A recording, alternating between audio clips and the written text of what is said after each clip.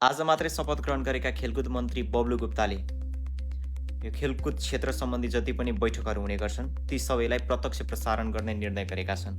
आजसम्म जति पनि खेलकुद क्षेत्रमा बैठकहरू भएका थिएन, जति यो पनि निर्णयहरू भएका थिएन, ती बन्द क्यामेरा र बन्द कोठाभित्र हुने गर्थिन् भन्ने हरेक नागरिकलाई थाहा नै छ।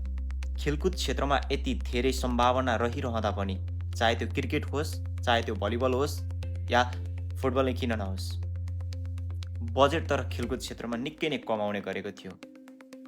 अब भने खेलकुद मन्त्री, यो अन्तरिम सरकारमा खेलकुद मन्त्री जेनजी समूहकै 26 वर्षीय बब्लु गुप्ता, जसको घर सिराहाको लाहानमा रहेको छ, उहाँ भन्नुभएको छ उहाँको विगत हेर्ने हो भने निकै नै सफा छविको हुनुहुन्छ भन्ने हरेक नागरिकलाई थाहा छ। उहाँको 100 ग्रुप्सदेखि लिएर उहाँले कोरोनाको समयदेखि होस् या विभिन्न कालखण्डमा होस्, उहाँले समाजसेवामा आफ्नो बेग्लै नाम कमाउँदै आउनु भएको छ। चाहे त्यो दुःख पीडामा परेको होस्, चाहे त्यो ठगीमा परेको होस्, वा भर्खरै काठमाडौँ आफ्नो सपना पुरा गर्नको लागि राजधानीमा अध्ययन गर्दै गरेको विद्यार्थीहरूको किन नहोस्, उहाँले सबै क्षेत्रका व्यक्तिलाई आफ्नो तर्फबाट सके जति सहयोग गर्नुभएको थियो।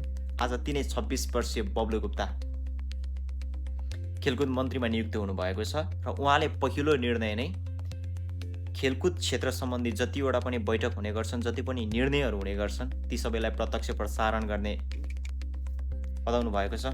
आशा छ उहाँले आफ्नो कार्यकाल राम्रोसँग बिताउनुहुनेछ, नेपाली युवाहरूलाई, नेपाली नागरिकहरूलाई खुसी बनाउनुहुनेछ भन्ने।